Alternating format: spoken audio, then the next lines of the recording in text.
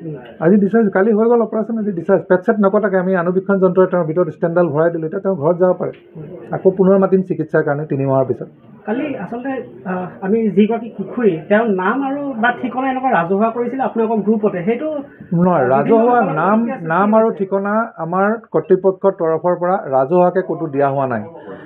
এটা গোট এটা আছে য'ত সাধাৰণতে GMCৰ তৰফৰ পৰা সংবাদ মাধ্যমৰ লগত মানে শ্বেয়াৰ কৰা হয় যে এইটো ঘটনা হৈছে, আচল ঘটনাটো এইটো।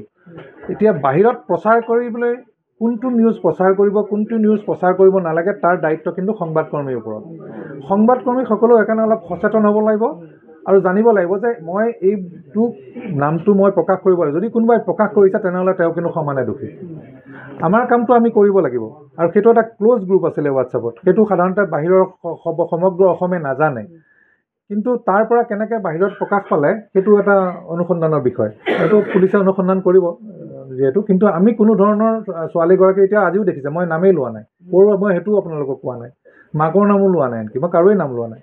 পোস্কো আইনৰ অধীনত যদি গোচৰ ৰুজু হয় তেতিয়াহ'লে কোনো কাৰণতেই কোনো সংবাদ মাধ্যমতো আপোনালোকে এনেকুৱা ধৰণৰ নাম দিব নোৱাৰিব, কাৰণ সংবাদ নাই। পোস্কো আইনৰ আণ্ডাৰত জানো, আমি পোস্কো আইনৰ আণ্ডাৰত জানো সেই বস্তুটো প্ৰচাৰ কৰিবৰ কাৰণে দিয়া হোৱা নাছিলে। সেইটো আপোনালোকৰ ৰেছপনচিবিলিটি। আপোনালোকৰ এটা সামাজিক দায়বদ্ধতা থাকিব লাগিব যে এইখিনি কথা, সঁচা কথাখিনি আমাৰ আগত দাঙি ধৰা হৈছে, আমি সমাজলৈ ইয়াৰ পৰা কি সংবাদ দিম সেইটো আপোনালোকৰ ওপৰত ৰেছপনচিবিলিটি থাকে। কিন্তু সেইটোৰ পৰা আপোনালোকে আঁতৰি যাব নোৱাৰিব। এনেকৈ দুখ যে কৰ্তৃপক্ষ বা চুপাৰিনটেণ্ডেণ্টে দিছে নাম আমি গতিকে দি দিলোঁ, সেইটো নহয়। আচলতে আপোনালোকে নিজেও বিবেচনা কৰি চাব লাগিব আচলতে এই বস্তুটো আচলতে দিব লাগিছিল নে নাই। আমিতো বিচৰা নাই, আমি কোৱা নাই, নহ'লেতো আমিয়ে মাতি আনি চবকে কৈ দিলোঁ। আমিতো কোৱা নাই। আমি যিটো বিচাৰাধীন হৈ আছে পুলিচক, মাকক কৈছোঁ যে আপুনি গৈ পেলাই FIR দিয়ক। মাকক 2 দিনৰ পিছত FIR দিয়া নাই কাৰণে মই তেওঁক কৈছোঁ যে আপুনি লিখিতভাৱে দিয়ক। এইখিনিয়ে কথা বেছিকেলি। আৰু আমি ভাবোঁ যে সঁচা কথাখিনি ওলাই আহিব অনুসন্ধানৰ পিছত।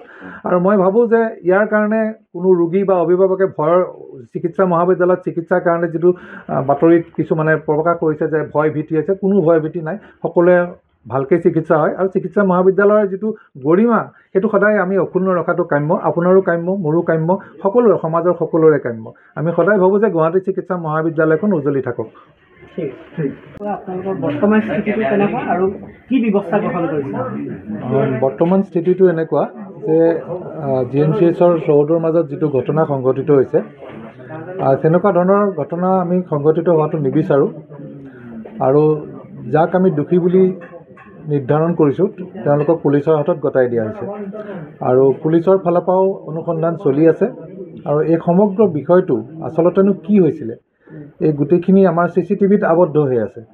CCTVটো মই যোৱাকালি পুলিচ যিগৰাকী আছে অনুসন্ধানকাৰী পুলিচ বিষয়া, মই তেওঁৰ হাতত অৰ্পণ কৰিছোঁ। গতিকে পুলিচে তেওঁলোকে সিদ্ধান্ত ল'ব। কিন্তু যি দুগৰাকীক আমি দোষী বুলি ভাবিছিলোঁ, এগৰাকী মহিলা আৰু এগৰাকী পুৰুষ চাফাই কৰ্মী, তেওঁলোকক ইতিমধ্যে গ্ৰেপ্তাৰ কৰা হৈছে।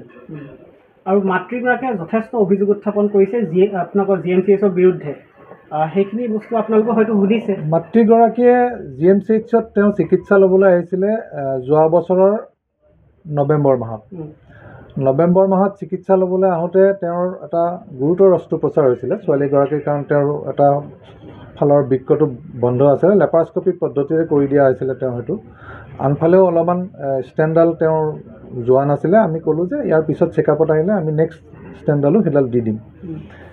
তেওঁলোকৰ আৰ্থিক অৱস্থা ইমান টনকিয়াল নহ'লোৱাৰ কাৰণে আমাৰ হস্পিটেলৰ অধীক্ষক মহোদয়ে তেওঁলোকক আনকি ঘৰলৈ থোৱাৰো ব্যৱস্থা কৰিছিলে, ইমানখিনিলৈকে কৰি দিছিলে।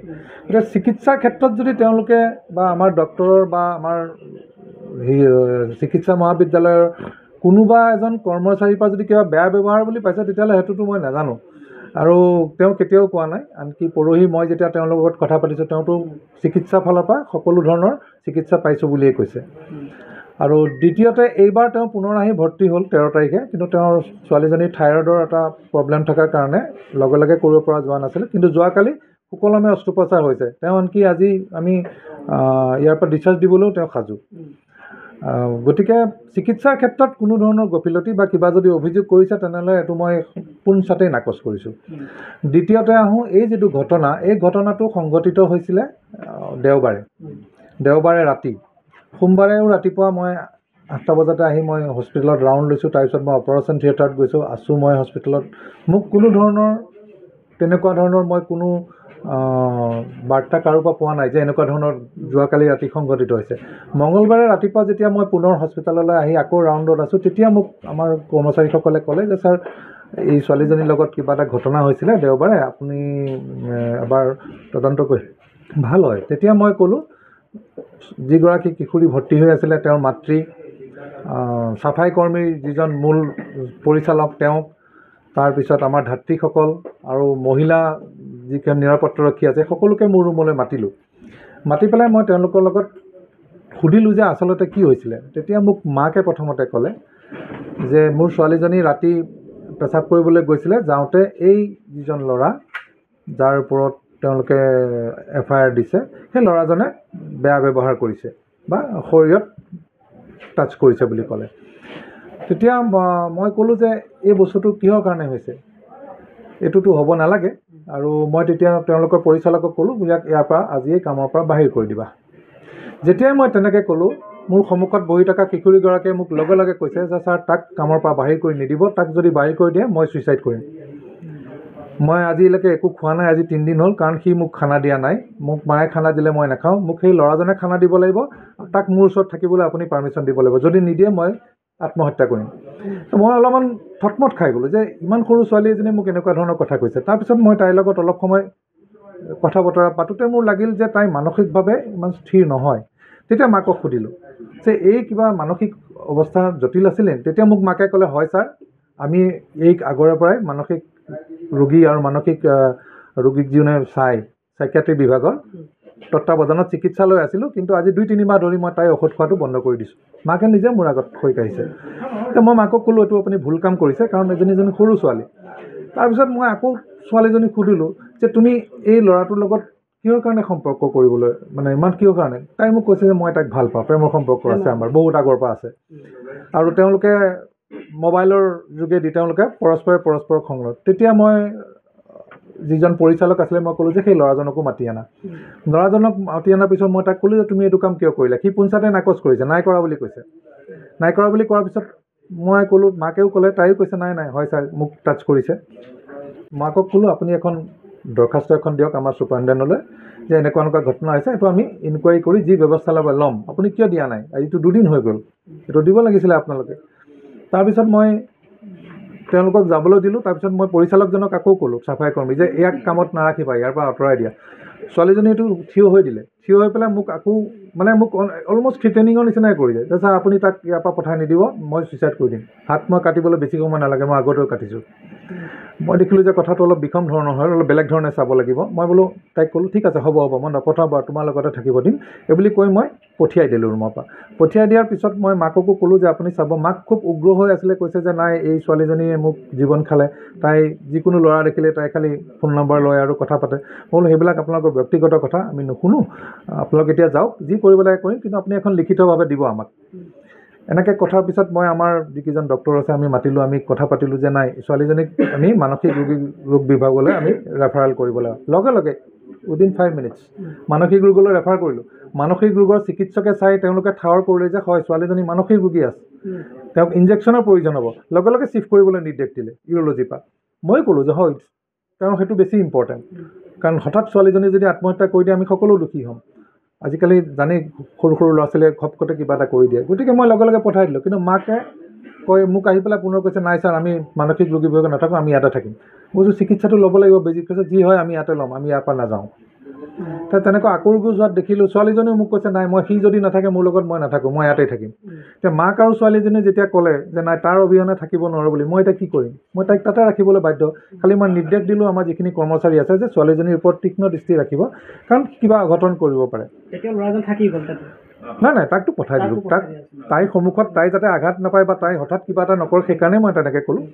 তাক তাৰ পৰা অব্যাহত দিয়া হ'ল, তাক ৰখাৰ প্ৰয়োজনে নাই। আৰু লগে লগে আমি কথা বতৰাখিনি পাতি পেলাই তেওঁৰ মাকেতো অলৰেডি FIR দিলেই, তেওঁক মই আগতেও কৈছিলোঁ।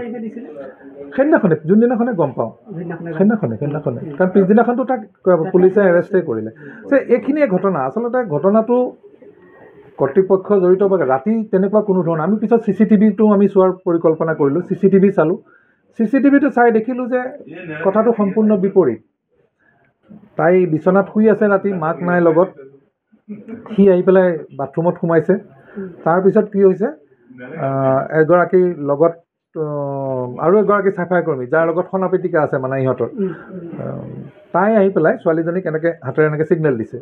তাই লগে লগে উঠিছে, 1 ছেকেণ্ডো ৰোৱা নাই, লগে লগে উঠিছে। উঠি চুলি তুলি ধুনীয়াকৈ কৰি একদম ফূৰ্তিত গুচি গৈছে বাথৰুমৰ ভিতৰলৈ। তাৰপিছত এই ৰখি আছে। কিনাৰৰ যিজন পেচেণ্ট, তেওঁলোকেতো গম পাইছে নহয় ছোৱালীজনীৰ কথা। তেওঁলোকে বাথৰুমত যেতিয়া গৈছে, ইহঁতে এই পঠাই দি আছে, নাহিবি নাহিবি। তাৰপিছত মচলি 7-8 মিনিটমানৰ পিছত তাই ধুনীয়াকৈ একদম নৰ্মেল ছোৱালীৰ নিচিনাকৈ ওলাই আহি বিচনাত শুই আছে। কোনো ধৰণৰ চিঞৰ বাখৰ হোৱা নাই। কিনাৰতে মোৰ নাৰ্ছ ষ্টেচন আছে, নাৰ্ছ আছে। তাই কোনো ধৰণৰ চিঞৰ বাখৰ কৰা নাই বা তাই আপত্তিও কৰা নাই বা চিষ্টাৰগৰাকীক গৈও কোৱা নাই যে মোক ই এনেকুৱা ধৰণৰ কৰিছে। তাই আহি বিচনাত শুই আছে। চিষ্টাৰকটো বাদেই কিনাৰৰ পেচেণ্টকো একো কোৱা নাই, কাৰণ আমাৰ হাতত CCTV ফুটেজ আছে। গতিকে বস্তুটো অলপমান বেলেগ ধৰণৰ যেন লাগিল। তথাপি ইনভেষ্টিগেশ্যন চলি আছে, কেনেকৈ হয়। কিন্তু আমি বিচাৰোঁ যে হস্পিটেলৰ ভিতৰত যোনেই দুখী নহওক, এনেকুৱা ধৰণৰ কাৰ্য কৰাটো অক্ষমনীয় অপৰাধ। আৰু হয়, ফৰেনচিকৰ পৰীক্ষা কৰা হ'ল, গাইনী বিভাগে পৰীক্ষা কৰিছে, তেওঁক মানসিক ৰোগী বিভাগে পৰীক্ষা কৰিছে। আৰু সেই প্ৰতিবেদন গুপ্তভাৱে ৰখা হয়, মই সেইটো ৰাজহুৱা কৰিব নোৱাৰোঁ। সেইটো পুলিচৰ হাতত অৰ্পণ কৰিব তেওঁলোকে। আৰু পুলিচে যিটো অনুসন্ধান কৰি আছে, এই অনুসন্ধানৰ মূৰত আমি হয়তো সঁচাটো আমি সদায় স্বীকাৰ কৰিব লাগিব, যি ওলাই আহে।